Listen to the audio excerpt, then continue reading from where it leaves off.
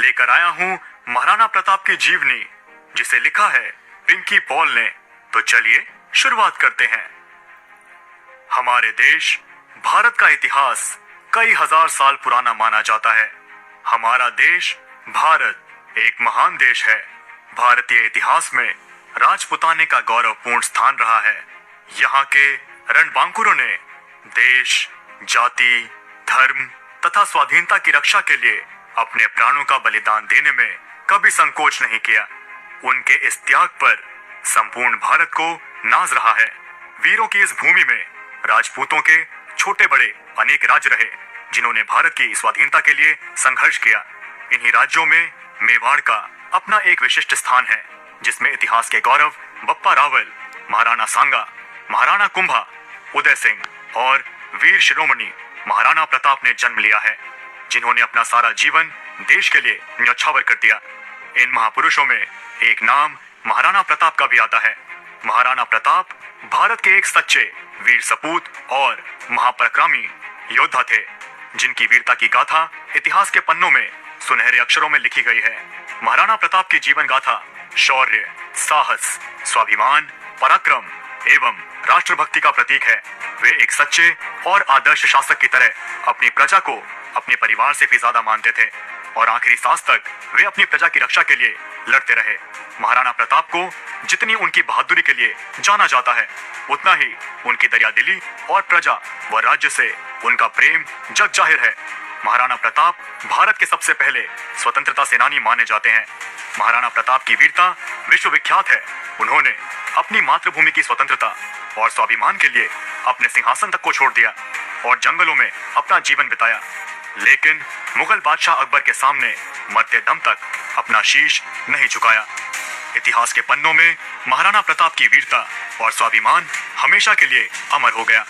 आज महाराणा प्रताप करोड़ों लोगों के लिए प्रेरणा का स्रोत हैं। महाराणा प्रताप मेवाड़ के महान हिंदू शासक थे।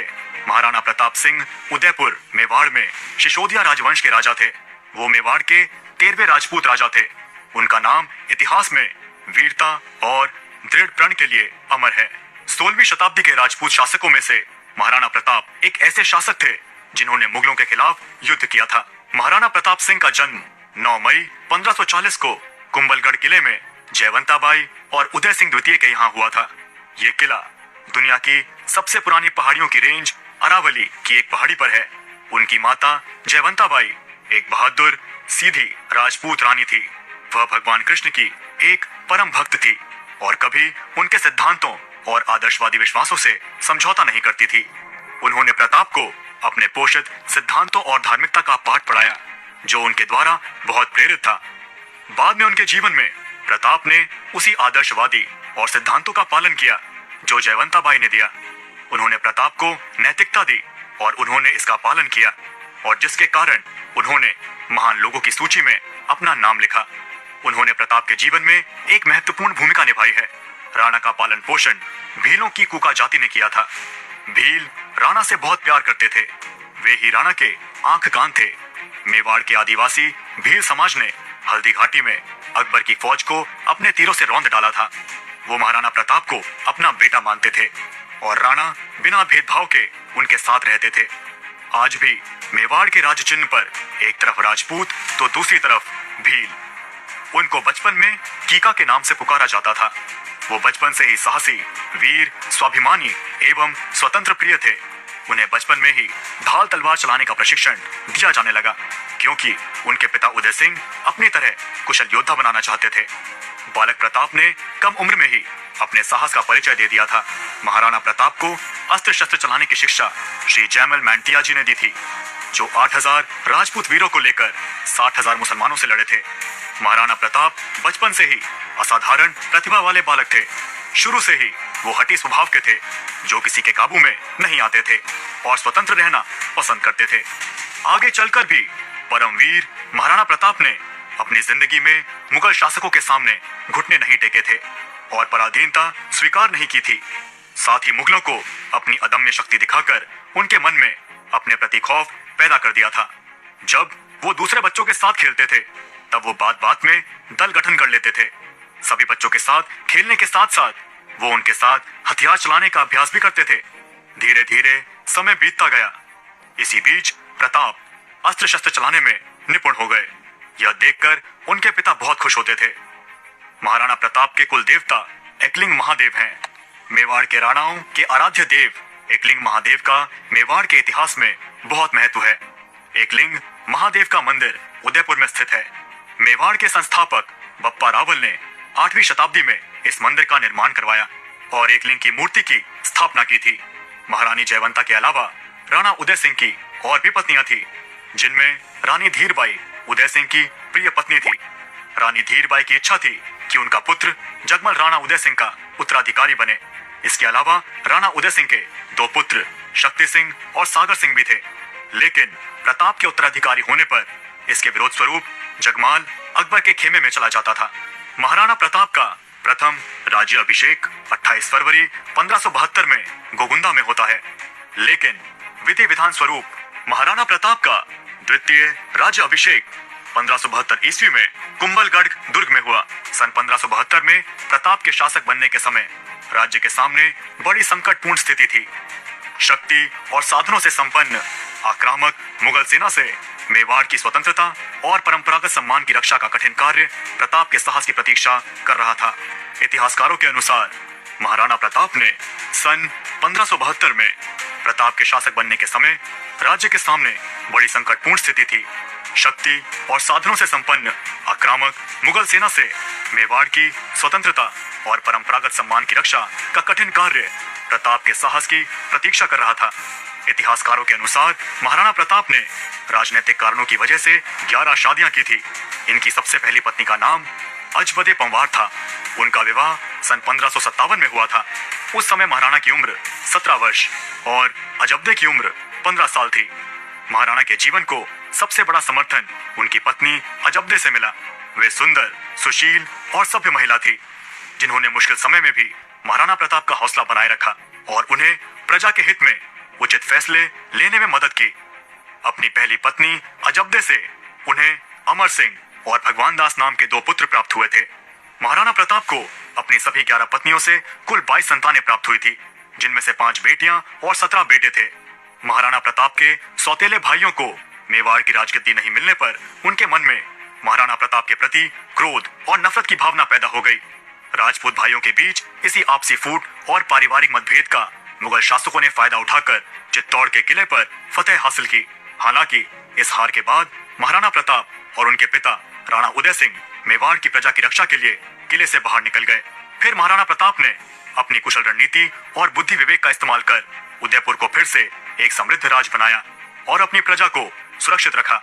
महाराणा प्रताप के शासनकाल में सबसे रोचक तथ्य यह है कि मुगल सम्राट अकबर बिना युद्ध के प्रताप को अपने अधीन लाना चाहता था।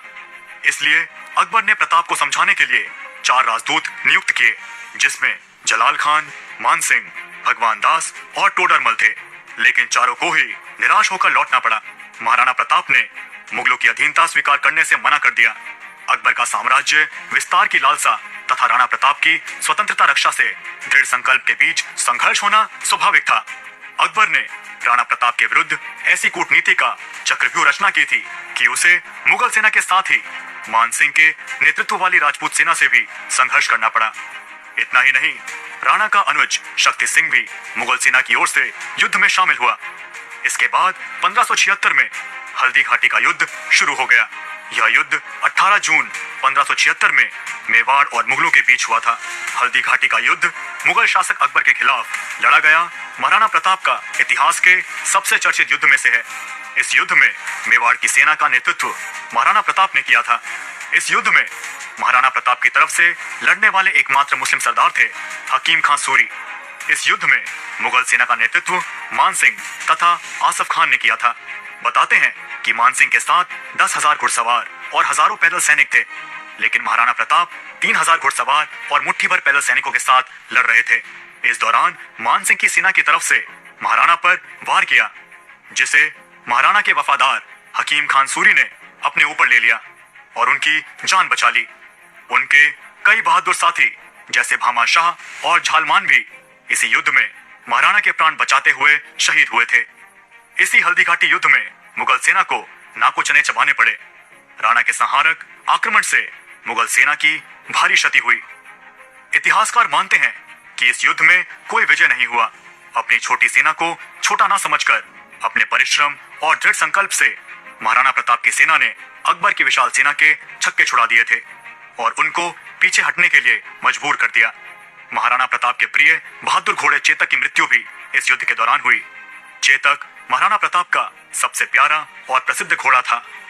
यह एक प्रसिद्ध तथ्य है कि प्रताप अपने घोड़े चेतक से बहुत प्यार करते थे, लेकिन बहुत कम लोग जानते हैं कि चेतक की नीली आंखें थी। चेतक के अलावा एक और जानवर था जो महाराणा को बहुत प्रिय था, रामप्रसाद नामक एक हाथी। प्रसिद्ध हल्दी घाटी के युद्ध के दौरान रामप्रसाद ने कई घोड़ों, हाथियों और सैनिकों को मार डाला था। चेतक महाराणा प्रताप का बहुत ही प्रिय घोड़ा था। चेतक में संवेदनशीलता, वफादारी और बहादुरी कूट कूट कर भरी हुई थी। यह नीले रंग का अफगानी अश्व था। एक बार राणा उदय सिंह ने बचपन में प्रताप को राजमहल में बुलाकर 2 घोड़ों में से एक का चयन करने को कहा। एक घोड़ा सफेद था और दूसरा नीला। जैसे ही प्रताप कुछ कहने लगे, उससे पहले ही उनके भाई शक्ति सिंह ने उदय सिंह से कहा कि उसे भी घोड़ा चाहिए। शक्ति सिंह शुरू से अपने भाइयों से घृणा करते थे। प्रताप को नीला अफगानी घोड़ा पसंद था, लेकिन वो सफेद घोड़े की तरफ बढ़ते हैं और उसकी तारीफों के पुल बांधते जाते हैं।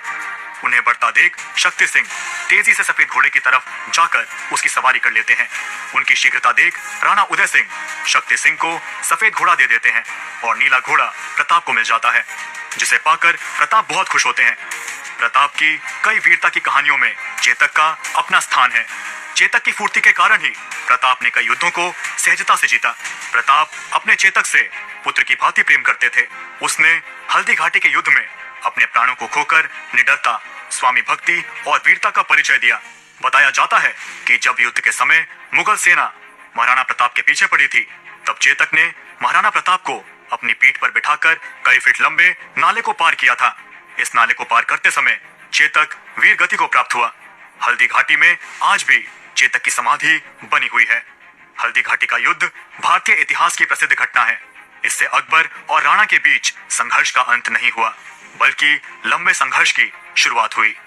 हल्दी घाटी का युद्ध इतना भयंकर था कि युद्ध के 300 सालों बाद भी वहां पर तलवारें पाई गई। आखिरी बार तलवारों को जखीरा 1985 को हल्दी घाटी में मिला था। हल्दी घाटी के ऐतिहासिक युद्ध के बाद महाराणा प्रताप परिवार सहित जंगलों में विचरण करते हुए अपनी सेना को संगठित करते रहे। महाराणा प्रताप का हल्दी घाटी के युद्ध के बाद का समय पहाड़ों और जंगलों में व्यतीत हुआ। अपनी गुरिल्ला युद्ध नीति द्वारा उन्होंने अकबर को कई बार मात दी।